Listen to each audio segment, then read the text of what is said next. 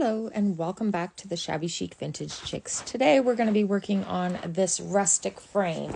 Now I bought this from Amazon and it was raw wood and it's kind of rough wood too. It's not perfectly smooth like most frames would be.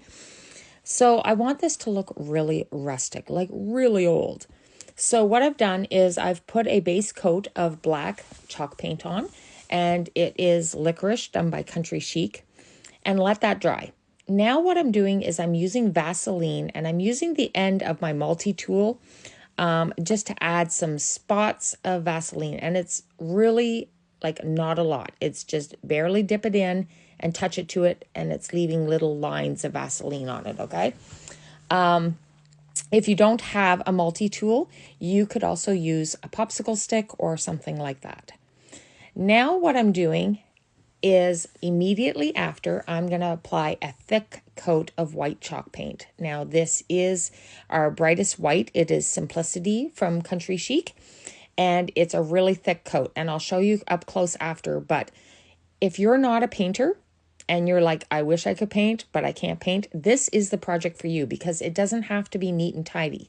It's a thick coat. Usually I'm saying a nice thin coat, go back and do a second one. Not in this case. This case is a thick, kind of messy coat. If you have a few drips, that's okay. If you have a few spots that are lighter, that's okay too. Just get some coverage on there and it's going to work out totally fine. So after this dries, we're going to go back and we are going to do the finishing touches. Now for the finishing touches, you're going to want to have some sandpaper, possibly a scraper, maybe even a baby wipe. And we're going to have some fun exposing all that underneath black. And it's going to be awesome, guys. Trust me. It's going to look like a hot mess first, but just trust the process, okay? So I'm just going around and I'm slapping on a coat. And I mean slapping on a coat. Wait till you see this close up. Okay, can you see this? It's starting to crackle in spots. It's looking kind of globby.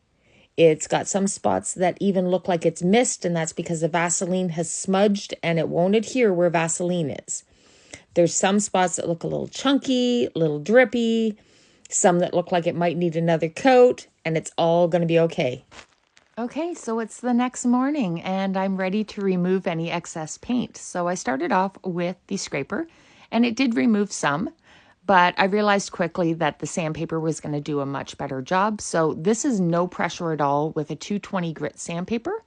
And I'm just lightly running it over it. And it's taking off any excess paint where the Vaseline was. Then I'm going to take a baby wipe and I'm going to wipe it back.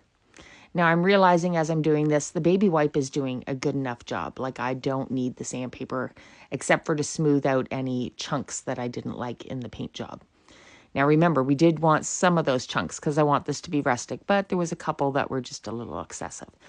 So using the baby wipe, I'm removing any of the excess off the spindle at the bottom and also off of the base. Now the only thing is with this particular frame, it is a rough wood. So it wasn't sanded before we started all this because I like that rough texture. But with the baby wipe, it kind of catches a little bit of lint. So I do go over it a couple times with the sandpaper just to kind of loosen off those rough bits that were grabbing my baby wipe. It is looking so fantastic, guys. I hope you guys try this project. Even if you don't have the same frame, this could be done to any kind of frame at all. Now I'm just applying my printable in there. This is one of the journaling pages. And it looks so good, guys. Look at that.